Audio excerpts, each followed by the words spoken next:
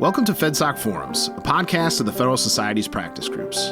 I'm Nate Kazmarek, Vice President and Director of Practice Groups at the Federalist Society. For exclusive access to live recordings of FedSoc Forum programs, become a Federalist Society member today at fedsoc.org. Hello, everyone, and welcome to this Federalist Society virtual event. My name is Sarah Clark, and I'm Assistant Director of Practice Groups at the Federalist Society. Today, we're excited to host this FedSoc webinar called No One Can Own the Law, the Third Circuit's review of whether publishing ASTM standards is fair use. We're very pleased to welcome a terrific panel of legal experts today.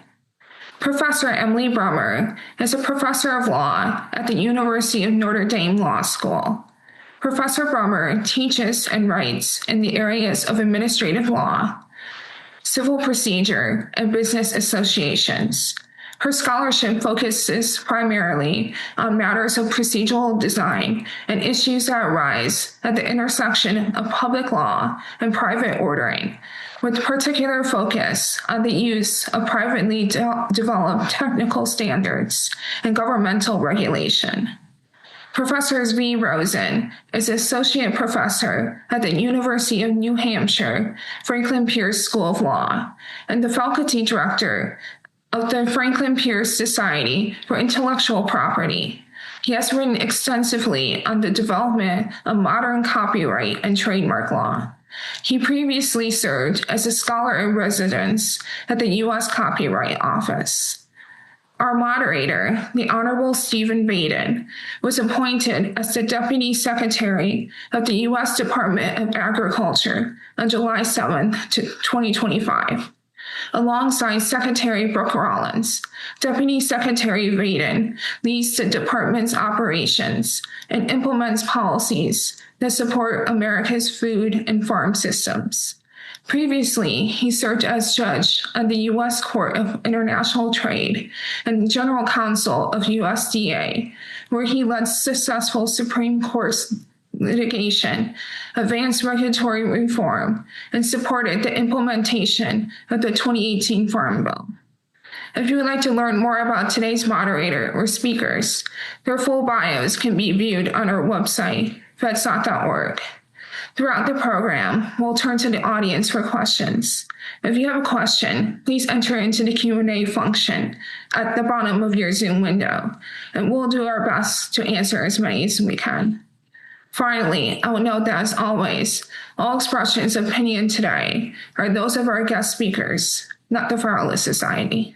With that, Judge Vaden, thank you so much for joining us today, and I'll hand things over to you.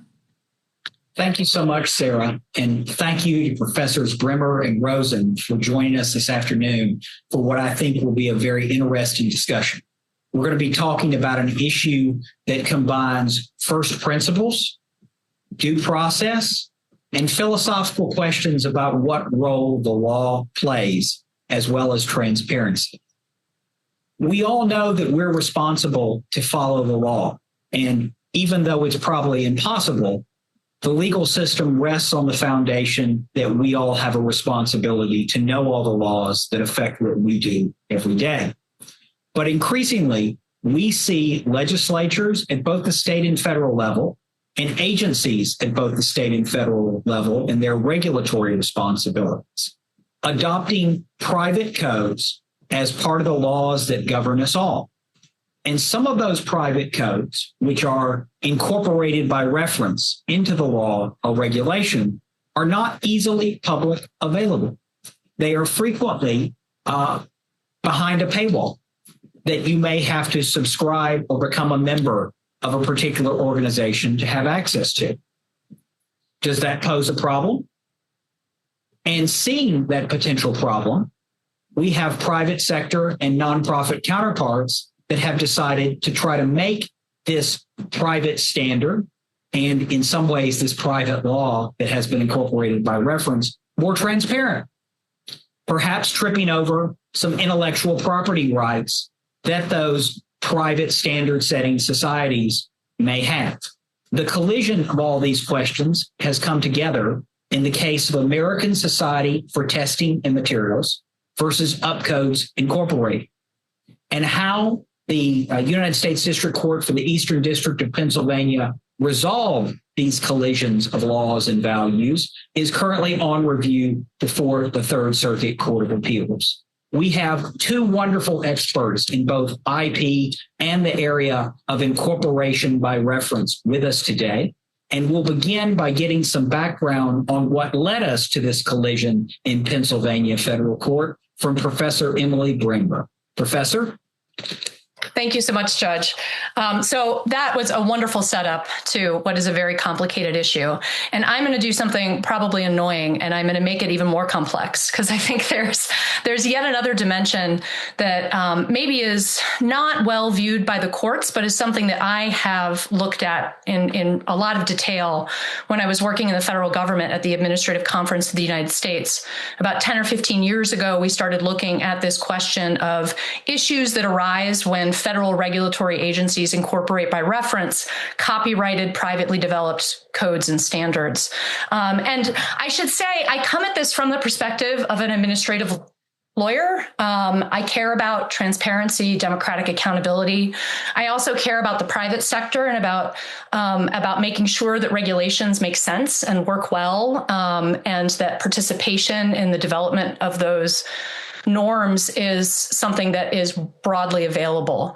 The challenge, I think, in the US is that we have something that is ubiquitous, that every single person, nearly every moment of their life interacts with, but that is invisible to almost everyone, which is an enormous private standardization system, right? So beginning around the turn of the 20th century, a lot of now what are known as sort of nonprofit organizations arose to collaborate and bring experts together in the private sector to come up with technical specifications that are necessary for a broad range of activities. They promote safety. They ensure that parts produced by different manufacturers are interoperable. They make our economic system work, and they also protect the public. And these are technical specifications. They sound to a lawyer like laws or like regulations, but they're not. They're put together typically by engineers, people who, as I like to say, have actual knowledge instead of just being able to talk pretty. And they really address absolutely everything. Now, we have that creates a challenge, and that challenge is that when agencies are regulating, they're often regulating in an area where there is a significant amount of private ordering, private standards that are already being used within the industry. And so there arise a variety of reasons, actually, why government wants to integrate those standards into regulations. Sometimes it's because Congress has taken a look at the problem, or the agency has taken a look at the area and has said, there's a standard, it's really good, it promotes public safety, but not everyone's complying with it. And the point of making it law is to put the force of law behind it to make sure that everyone complies. Sometimes the purpose is a little more nuanced than that, and it's more about providing technical details within regulations that are established by the government, or communicating to the industry how regulations and private standards integrate, which is really important because those industries are often going to be complying with those standards or conforming to those standards for reasons that have nothing to do with regulation. Now, about 20, 30 years ago, it became much more obvious that the consequence of incorporating by reference a privately developed standard is that you have to pay someone to look at the law. Right? As government rulemaking documents and regulations and everything else became sort of ubiquitously available online, there's a holdout, and that's that class of documents that are copyrighted. And so, again, I come at this from an administrative law perspective, and I was interested in this problem in part because it seems crazy that you should have to pay to read the law as a pure matter of principle. Now, the question, though, becomes, how do you get to the goal of free access? The cases we're going to be talking about today sort of take a copyright approach to kind of breaking open that box.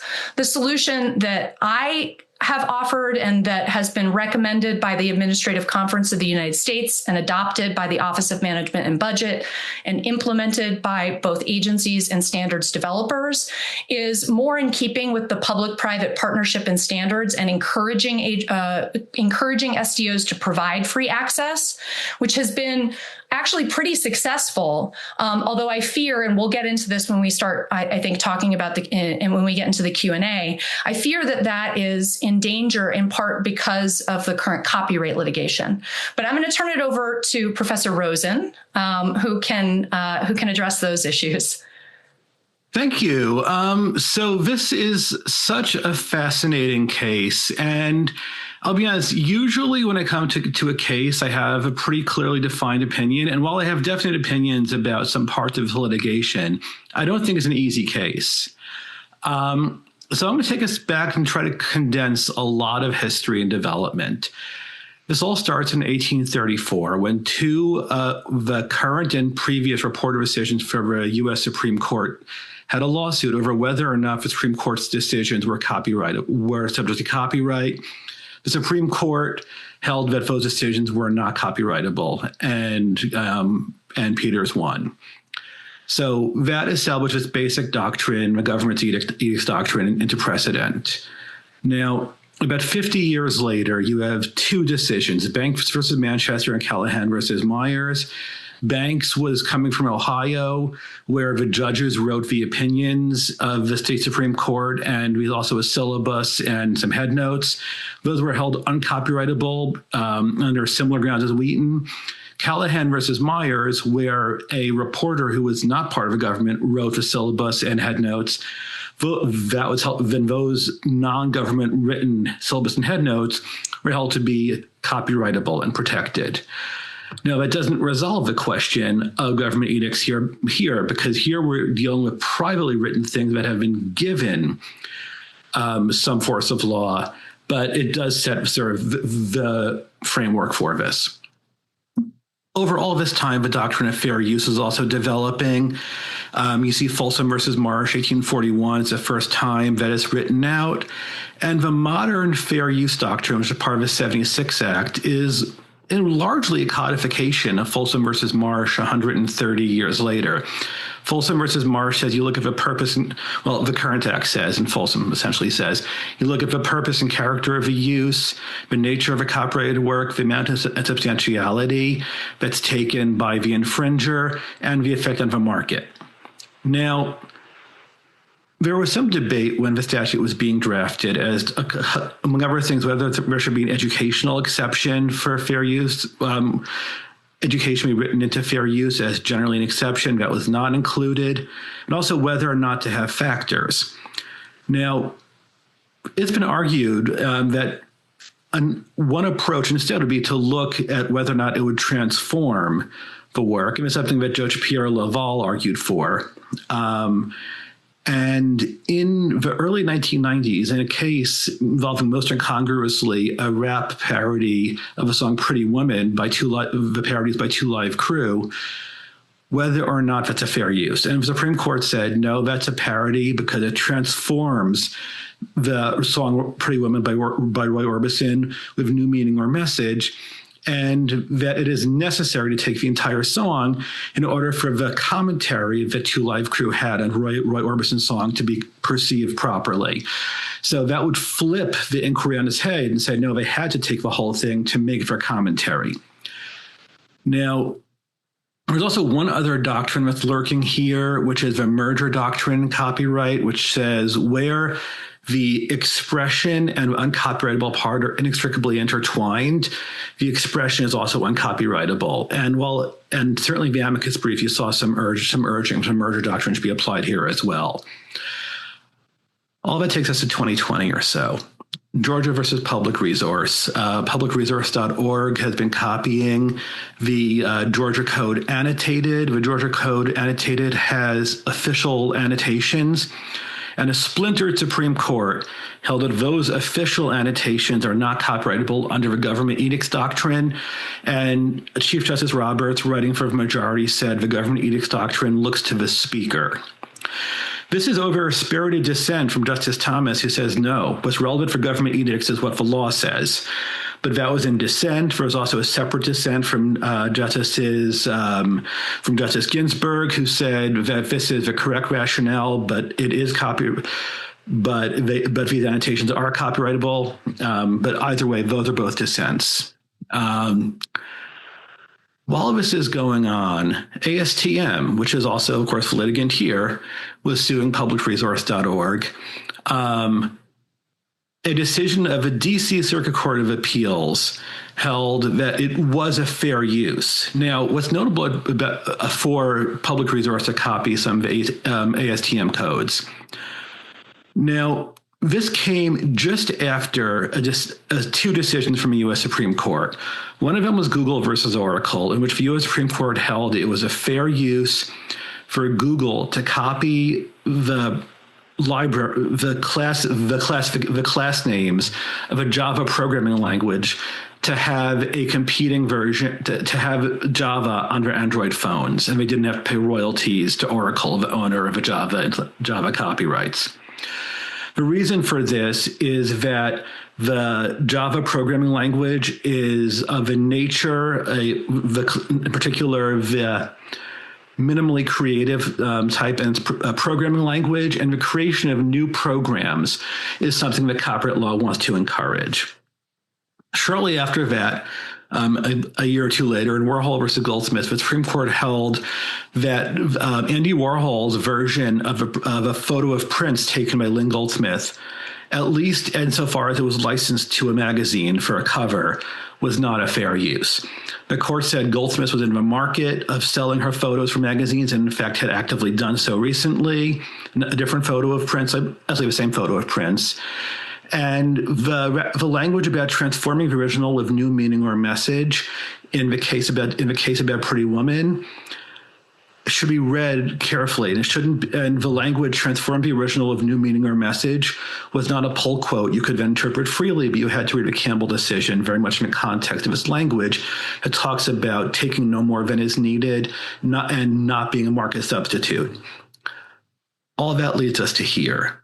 Now, because the Georgia versus Public Resource case said specifically, you look at the speaker, that tends to remove the government edicts doctrine from contention. It's why the numerous cases involving upcodes have not really focused on government edicts doctrine. However, the briefs do argue that Georgia versus Public Resource is either directly on point or indirectly, or perhaps some of the language from that case. And I will say, whether some of what Chief Justice Roberts says later about the animating goal of the government edicts doctrine probably does help upcodes more than the holding of a case. And whether it's dicta or part of a holding is, I'm sure, part of what's going to be debated. There's a lot of discussion of fair use. And I mean, frankly, it's an interesting question whether fair use has really become very load-bearing in this day and age, and whether this is transforming the original of new meaning or message because you're making it available on the internet as opposed to making it available to subscribers. I don't know about that, but I look forward to talk about that more.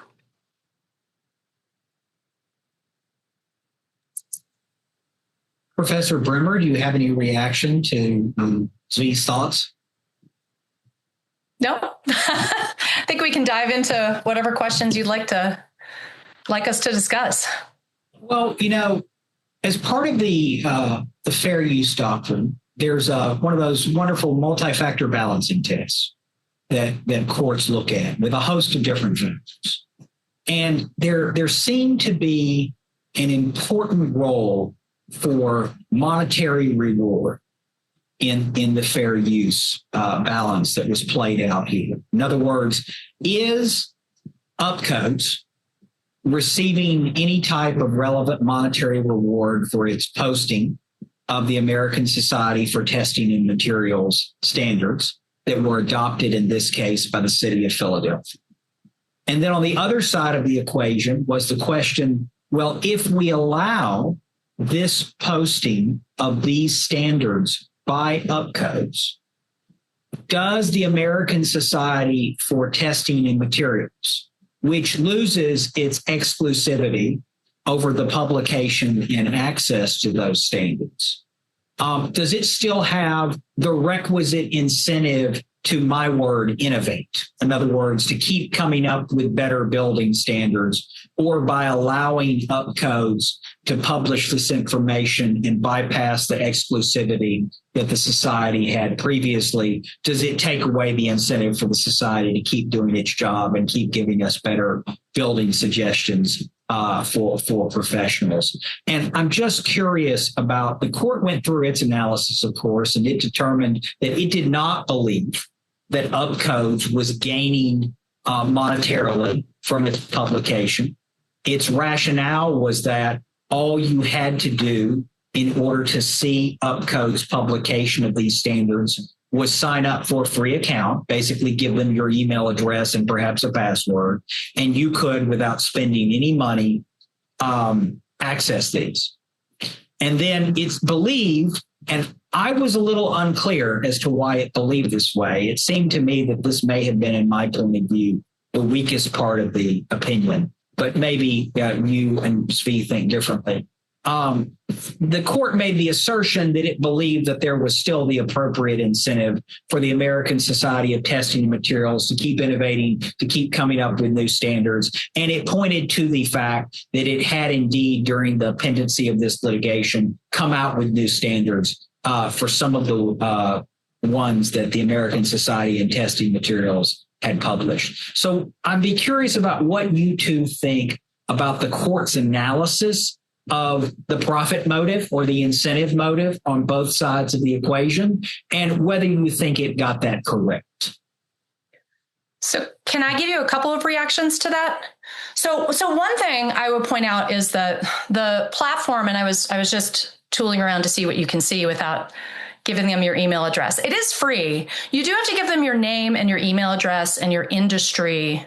The phone number is optional. And when but it says sign up for a free 2-week trial, but you know what they also say, which is when it's free, you're the product. So I always worry about, giving my information, just to be able to view something. But I'll say on the UpCode side, they're publishing the codes that are like the Code of Philadelphia, but that's actually a code that is, it starts off as a model code that's created by the International Code Council, which has also been suing UpCodes in other litigation because the model code is also copyrighted. So they've got the codes and the standards, all of which the producers of them claim a copyright. And I guess the trouble I had with the court's analysis on that side of it is that if you take away the codes and the standards, it seems to me that no one would pay for anything UpCodes is offering. The entire platform is a platform to access and review and get AI help with, and an integrated platform of all the codes and standards. So it seems to me that's an absolutely but-for integral ingredient into the business model. And in the absence of that, like, no one's going to pay for a service that gives you AI help to search a document that's not there. Right. And so I found that really, really difficult. And I did wonder if they ever asked, for a license, because actually I could see why standards developers might actually benefit quite a lot from having, a sophisticated company like UpCodes putting all their stuff together in an integrated platform with the products of other companies. But what little I was able to see suggested that there were never any licensing negotiations. Maybe that's wrong. I would be very interested to hear otherwise. On the ASTM side, I think the challenge is the court kind of treats it as a matter purely of like motivation, right? Like the, ASTM has other public spirited reasons for wanting to create standards, which, by the way, I think is completely true. I mean, these are professional organizations that I think the people, and I've met a lot of people who participate in standards development. And you, as a lawyer, you should think about it as if you contribute your time to the American Bar Association or to the American Law Institute. If someone told you that you were selfish and mean-spirited for doing so. I think you'd look at them like they were crazy. And these activities are kind of the engineering version. So it's certainly true. I think that there are reasons why these organizations are creating these standards that have to do with a public-spirited desire to sort of, help make things safer and work better and to make the profession, responsible. But I also think there's a fundamental question, not just of desire, but of financial ability, right? At the end of the day, you can't do the work unless you have staff and offices and computers and Zoom and all the things that are necessary to produce the standards, to put together those very intensive committee processes. And so that's the part that I think was missing. And that's the part that I often worry about, because I think it's probably true that if tomorrow the copyright revenue disappeared, they'd find another way. The challenge I have is that the other ways are worse ways that imperil the ability of small businesses to participate in the standards development process, to ensure that the standards are not beholden to industry players that can afford to donate a lot of money to the organizations, et cetera, et cetera. Well, and I'd be remiss if I didn't mention, I know you mentioned that Upco's had a premium version whereby you could pay for a subscription and get commentary and AI help and what have you with the codes. I think it's important to note that the American Society for Testing and Materials had a similar service that, in addition to getting access, they did compliance training to help you understand and stay on the right side of the codes that they themselves developed. And they had a separate revenue stream from that. I would have found it interesting as a former judge and as someone reading this case to have known how much money, for example, the society made off of people paying for just access and the ability to see the standards versus how much money they made off of that compliance training. Were they comparable? Was the compliance training a small part of their revenue in contravention or in comparison to memberships or what have you? There were no official dollar signs anywhere in the judge's opinion as to how much money these organizations made. So we don't know the answer to that, but I would have found that an interesting fact that would have informed my analysis. Zvi, what do you think? Yeah, so the commerciality analysis strikes me as wrong, to be frank, and I don't think it would surprise a Federalist Society audience to find out that the Nation magazine, so far as I know, never turned a profit. And in 1985, the Nation, well, it actually was years before that, went to the Supreme Court in 85. They reprinted part of Gerald Ford's memoirs where he talked about pardoning Richard Nixon. In advance of a reprint that was scheduled in Time magazine.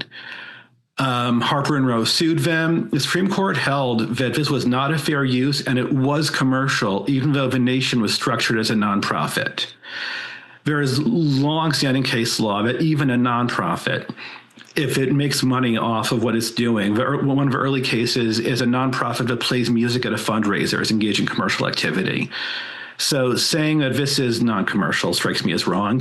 That's not necessarily fatal to their case. The court has made clear that commercial activity can be fair use, but it's definitely a finger on the scale. Well, and I also wonder about Upco's because they had very good counsel on their side. As both of you have mentioned, this isn't the only litigation in which that company has been involved. You obviously need revenue in order to pay for lawyers. So one would suspect the most likely source of the revenue, the monies that Upco was using to pay its lawyers, would be people who were paying for the premium version of their product in order to get the extra features that Professor Bremer mentioned. So that might also perhaps lend a bit more credence to the thought that there was a commercial value to the publication of these codes themselves, because it led people, it was kind of the bait that led people to come in and at least provide enough revenue where they could hire lawyers who could win in federal court. I'm curious. This is a case that involves a municipality. It's the city of Philadelphia, Pennsylvania. And when we think about building a building and the headaches that come with it, it's usually local headaches that we're talking about. But are there cases raising similar issues with federal agencies or acts of Congress whereby they have incorporated by reference some societies' private standards? Or has the federal government found a workaround so that when they incorporate standards by reference, the public still has a way to see what those private standards are without cost? Yeah. Do you want me to speak to that? So the federal government, I mean, there's no like good, simple answer to this. And I want to say around 2010, the administrative conference did a proceeding in which, I wrote a research report. There was a committee that looked at it. The Assembly of Government and public sector members, private sector members came together and approved a recommendation. And basically the solution that we came up with was, okay, agencies, when you are incorporating by reference any copyrighted material, there are other things aside from standards, actually, you should ask the copyright owner how that is available and push them to make it as accessible as possible.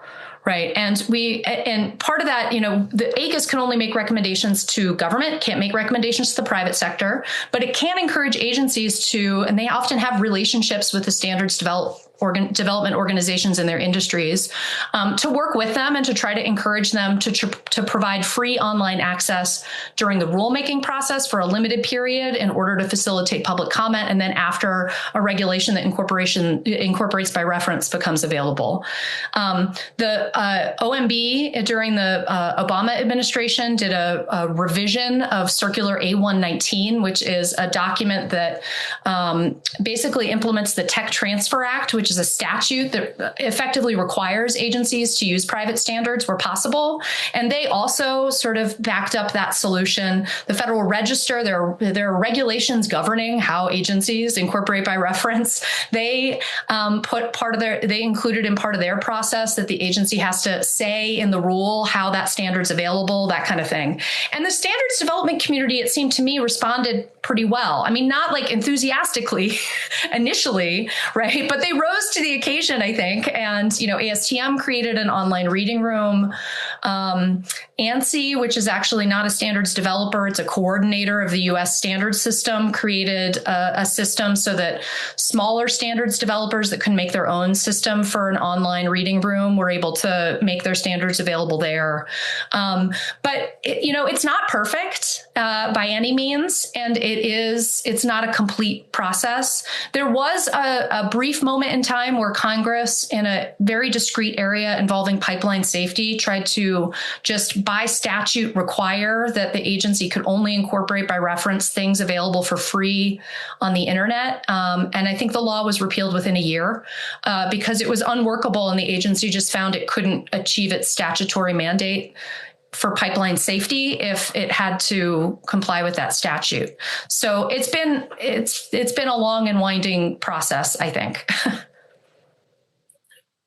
Well, to me, that raises an intellectual property question that I want to pose to you.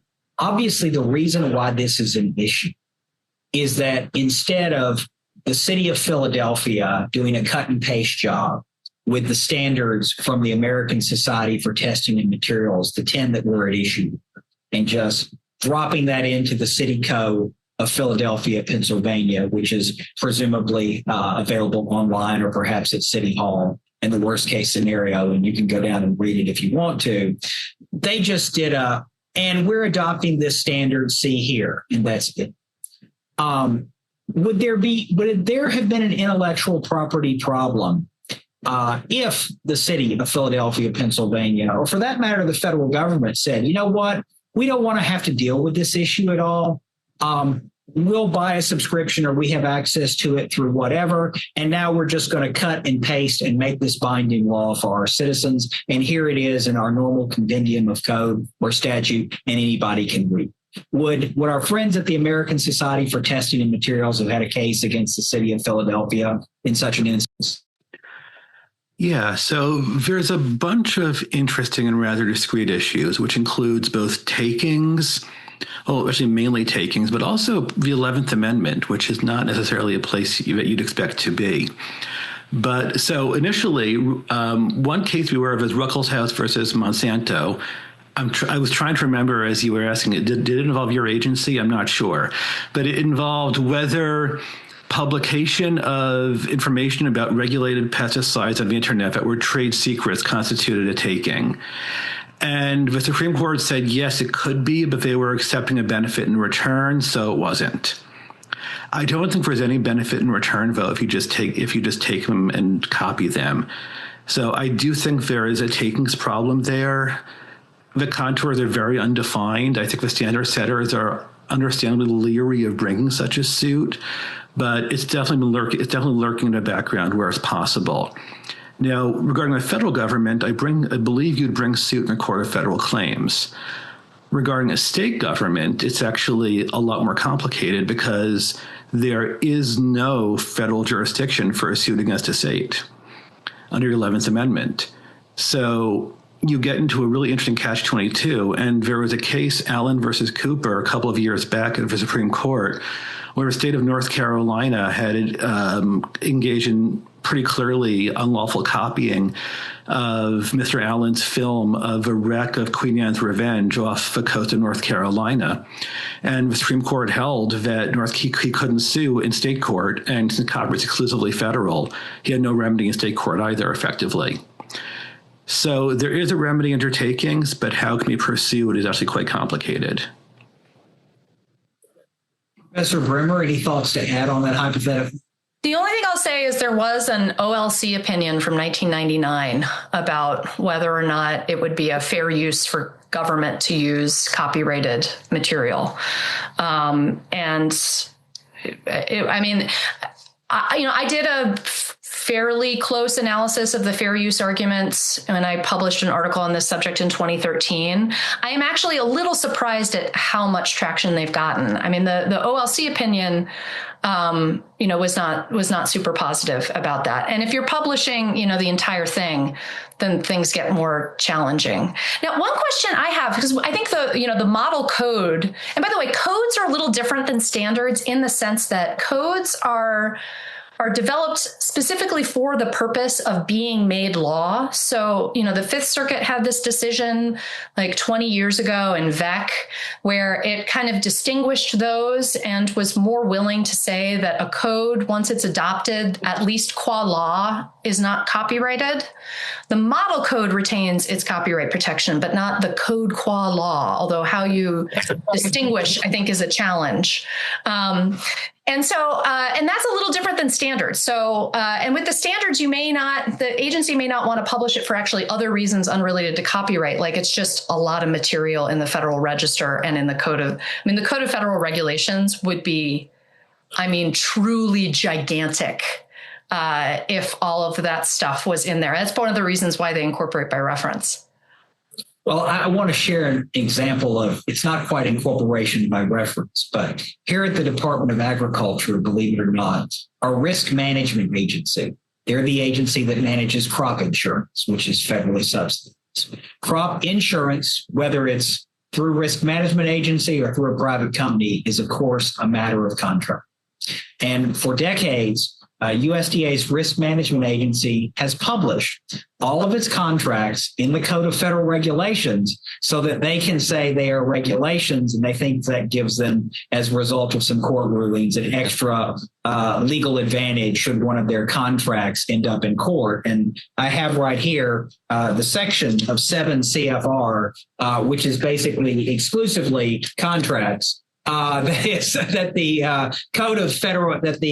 our risk management agency has put into the Code of Federal Regulations. So there is at least one federal agency, and it also happens to be the federal agency that has the Forest Service. So paper is not a problem here. That we have decided to fill the Code of Regulations with the contracts that we have. So there's other examples for you, Professor. I wanted to pick up on a first principle that you laid out in your opening comments, Professor Bremer, and that is democratic accountability and accessibility of people who are going to be covered by these regulations, which include these private codes and standards. And what would we, forget the copyright issue or what have you, what would we prefer to have?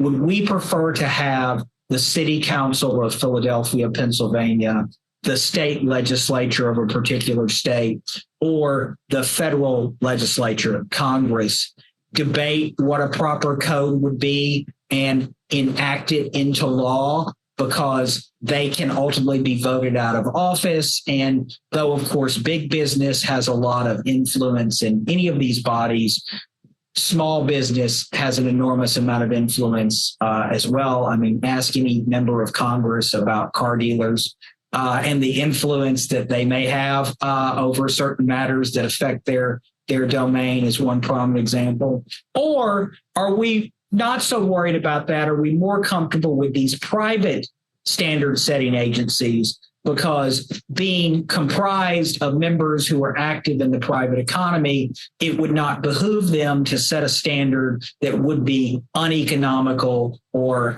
impractical, or for other reasons not able to be carried out. And we can trust them to balance big business versus small business and all the different needs that we have. What do you think about that juxtaposition, Professor Bremer? And then Svi, I'll give you an opportunity to comment after. So I think the optimal, I mean, I'm wary of trusting any of the organizations you just identified implicitly, right? And I think the optimal mix is probably a combination, right? There are some subjects that are matters of social values and addressing social problems that are easily understandable by the public, and that the legislature should control and law should be used, and punishment for noncompliance is appropriate. I think, and again, here I would distinguish between codes and standards. I think codes fall more on the law side. Standards fall more on the side of technical specifications that often can remain voluntary, right? I mean, actually, the vast majority of privately developed technical standards are never incorporated by reference, but they are used voluntarily by the industry because they solve problems, engineering problems, technical problems, interoperability problems, where there's no need for law and there's less need for democratic accountability.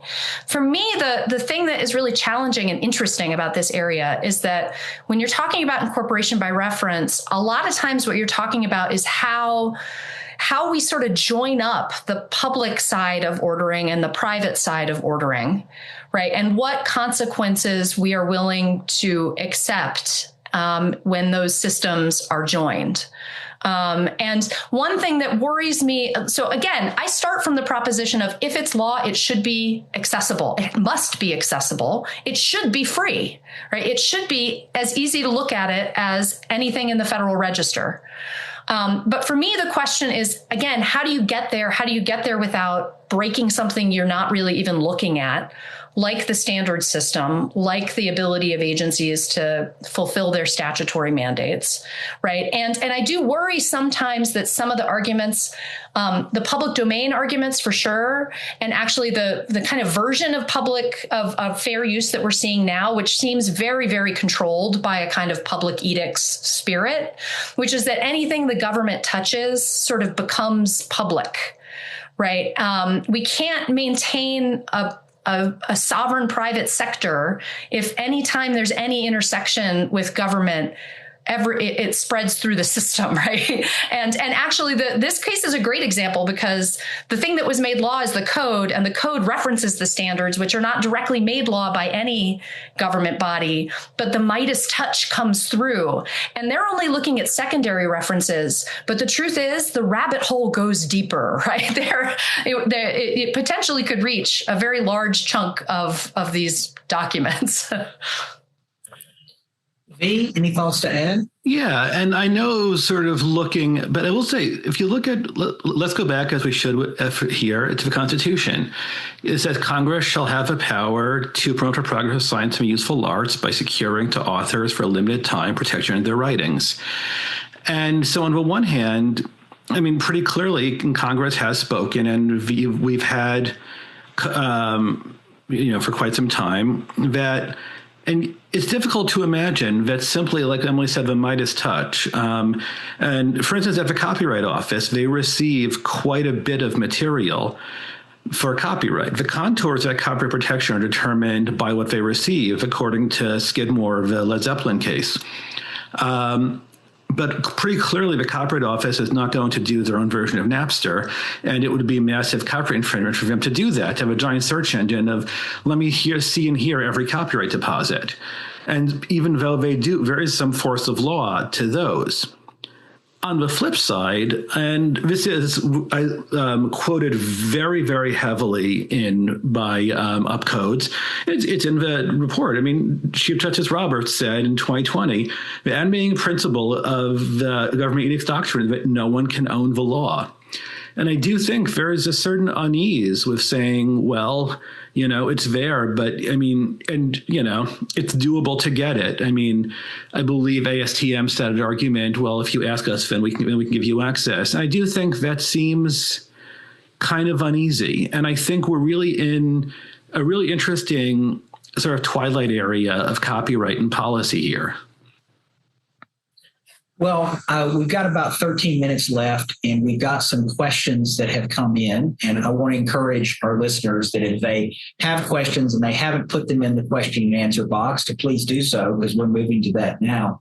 I want to pose, first of all, perhaps a solution that one of our viewers has submitted, and he is talk about rare, positing California as a positive example for how to handle this. He cites to the California Code of Regulations, and they have a specific requirement that applies if an agency wishes to incorporate by reference another standard in that agency's regulations.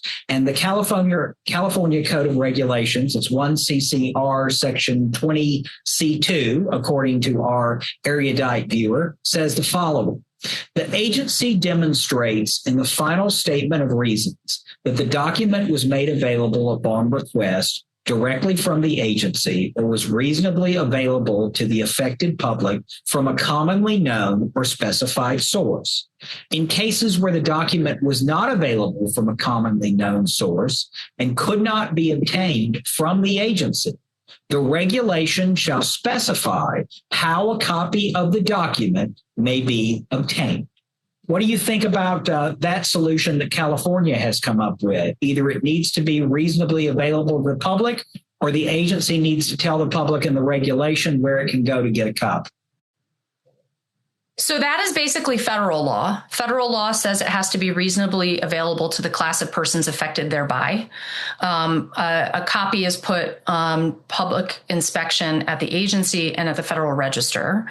And then, as I mentioned before, OFR has changed its regulations to require the agency to address the question of reasonable availability, to make a finding of reasonable availability, and then to provide information about where the document can be obtained. The challenge, I think, is just our expectations are I can go on my computer and pull it up now for free. What I just described to you and what I read and what I understand from the California provision, which I think is consistent with the federal approach, is just it doesn't get you there. Zvi, any thoughts? I was afraid I'd have to say California is smart, but I'm glad that Professor Bremer has disabused us of that notion of very special intelligence. Well, let's go to our next question. Can I actually add one little thing? Sure, absolutely. So as I mentioned, the SDOs have been providing more free access as a result of the government really pushing them to. In the DC Circuit case, this was used kind of against the SDOs as kind of like, well, you make it available for free, so how much can you really care? And I think it was a lost opportunity because, it doesn't seem to me to be a transformative use. if the STO themselves are already providing free access for those who wish to read the law. And so it would have been, I think it was an opportunity wasted to say, like, your copyright retains fully intact if you are already ensuring that people who want to see it can see it for free online. And that would have been, I think, a way to use copyright as an incentive to sort of shore up the federal government's solution to this problem. Well, I mean, that's pretty much what the Pro Codes Act is trying to do in some part. And it reminds me a little bit, this is going to be a deep cut. I don't know if you remember the whole thing with colorization, taking black and white movies, making them color. The Copyright Office and U.S. government worked with the studio to say, hey, you can get a copyright for your colorized movies, but only if you give a pristine black and white copy to the Library of Congress. And it's a way to sort of try to advance the public while giving copyright protection in a way that really tries to, and it ended up working really well. I think, transformative use, I think it made sense in the Campbell case. And I will say the Supreme Court really said this in the Warhol case, which is why I thought the district court opinion here, and I think also the DC Circuit's opinion in Public Resource, it kind of relied on a very broad reading of transformation that I do think the Supreme Court pretty much rejected in Warhol, saying, no, transformation is a doctrine which cannot be used to say, basically abracadabra transformation. You can't just invoke it and say, different. And I have a really hard time as well with a transformation argument. I think that definitely the Pro Codes Act would potentially be productive. I don't know what's going on with it in this Congress or not. I know it did okay. It got to the floor of the last Congress in the House, but but so far that's all it's done. Steve, for our audience who isn't as dug in as you are, what in general is the Pro Codes Act? What would this proposed piece of legislation do? Yeah, well, it's basically proposed legislation that does exactly what Professor Bremer is saying, which is it makes very clear that you retain copyright in your code. You have to make it available in an online portal, and that portal is just for viewing, no downloading, nothing like that. If you want to be able to really play with it, you have to pay for it. But it's freely available if you just want to double check it to make sure of the language. And so that's, yeah. All right. Well, one of the things that I always loved when I was in the courtroom was when the parties themselves in a business case cared enough to show it. That always told me that there was some passion behind it, and it usually also meant that maybe I get some facts I wouldn't otherwise have access to. And it just so turns out that one of the litigants in this case has decided to tune in today. And they have also decided to come out and ask a question. So I want to give them an opportunity to do so. One of the founders of Upcodes, Mr. Garrett Reynolds, has apparently tuned in, and he submitted the following thoughts that perhaps I could have you react to. He's been watching us, and he's noted that one of the things that we've talked about is the pecuniary interests on both sides of the equation. So I guess he heard me ask what the dollar figures were, and he wants to put his thoughts in there. And here's what he has to say.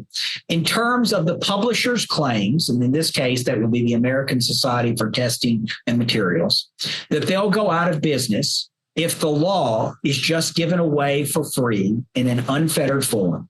Has there ever been any evidence for that? There's evidence to the contrary that I wish to share, but I'm wondering where their fears have any evidentiary support. We, meaning Upcodes, and public interest groups have been posting free access to ICC associated laws for 10 years now. And yet their revenue has increased every single year, recently breaking through $100 million. And he cites a ProPublica, itself a nonprofit organization, news organization website with a link to support his revenue.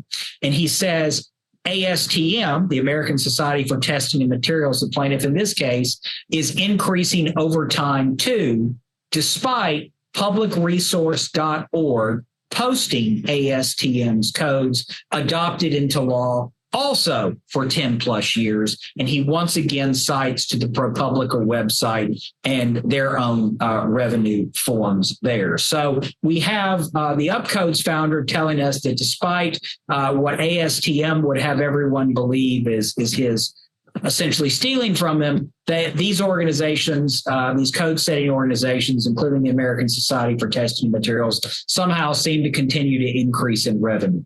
Does that change how you think about the case, Zvi? No, not too much. I mean, it's, and the honest truth is, I mean, it feels like it's addressed to the wrong place, both here and, I mean, when I say, obviously, we love to have it here. I don't know if he's right or wrong. I'm a copyright lawyer. I don't think the copyright lawyer bends quite the way that Upcode has been arguing. Whether they're right on a policy level, I think that a better way to approach this would be to approach the legislature, and you know, perhaps have a discussion with the people who are behind the technical measures about a legislative solution. And listen, maybe they'll win. I mean, I don't think it's a secret that certain litigation of policy by other means. And, you know, this has been going on in copyright for 150 years, that you have an attempt to push the boundaries of copyright in various ways. But it's a bit of a straw man to say they say we're going to go under if we take their IP, but look, for doing fine. I mean, that's not how it works in IP, because every alleged infringer says something like that. But on the flip side, I do think, I mean, let me be clear. I do think, as I said before, these are public, there's some force to the argument that they should be made available. And I think that Congress has tried to wrestle with that. And I do wonder if one reason why it hasn't wrestled harder is because perhaps some people think they can win the courts. And if they can't win the courts, then maybe everyone has to go to Congress, especially if they have a decision no one likes, which is marvelous for getting Congress's attention.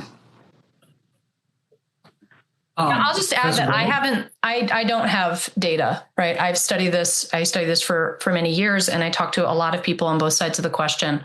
But at the end of the day, I can't look at their books. And that's not the thing that, you know, exclusively forms my views. I agree with Professor Rosen that there's a question of what the law is, and then there's the question of the policy, and then there's the question of the economics behind it. And those are separable, but have to be considered sort of all together.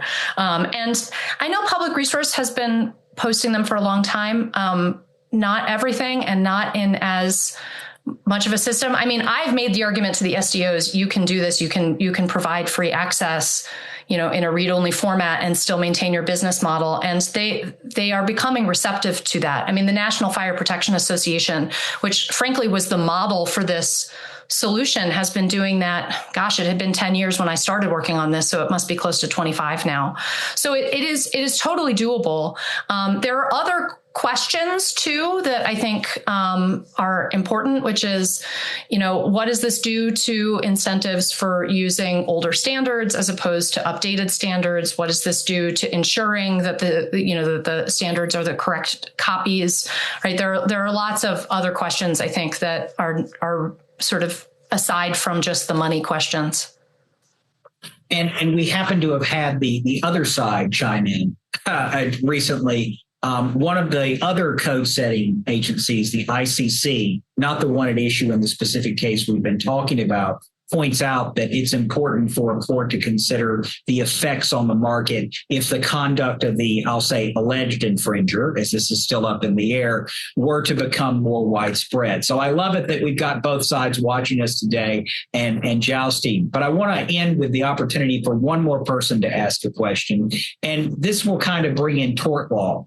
One of the items that Judge Brody posited in her opinion was she found that it was necessary for Upcodes or someone else in Upcode's position to copy the exact standard, because that is what people will be held to in the law, and anything else would not be as good and would not be serving the purpose and would not be helpful in terms of a publication. And we have a questioner that wants to know, well, where would liability lie if there are misrepresentations or errors that were published by third parties like upcodes that perhaps an unsuspecting person visiting a website might find themselves on the wrong side of the law because of an error or misrepresentation? And might that change if these standard setting organizations lose their copyright? That's a fascinating question. I'm not a torts expert. I mean, honestly, do know a little bit about it, but I will point out that a lot of these codes are actually, and this is pointed out by upcodes, are not the current code anyway. So if we're actually using out, I don't know if these are outdated or more that they're using older ones because they don't like the newer ones. But there's definitely an aspect of different codes being in effect in different places in terms of different revisions. And I don't know how that would play into that as well. Professor Bremer, any thoughts? Alas, I'm also not a torts expert, but I think it's a fascinating question. I mean, I think ordinarily mistake of law is not a defense to, right? I don't know. That's a thing I heard in law school, but that's all I've got. Well, we've thankfully reached our time, perhaps for the torts practitioners out there. But this was a wonderful discussion. I love it that we had actual participants in the litigation sort of join us and poke both sides with questions. So, Sarah, I'm going to turn it over back to you. On behalf of the Federalist Society, thank you so much to Professor Bremer and Professor Rosen for speaking with us today, and to Judge Vaden for moderating. We're so grateful for your time and expertise on this important topic. Thank you to our audience for joining us. We really appreciate your participation. You can also stay up to date with other announcements and upcoming webinars on our website, fedsoc.org. Thank you once more for tuning in, and we are adjourned. Thank you for listening to this episode of FedSoc Forums, a podcast of the Federal Society's practice groups. For more information about the Federal Society, the practice groups, and to become a Federal Society member, please visit our website at fedsoc.org.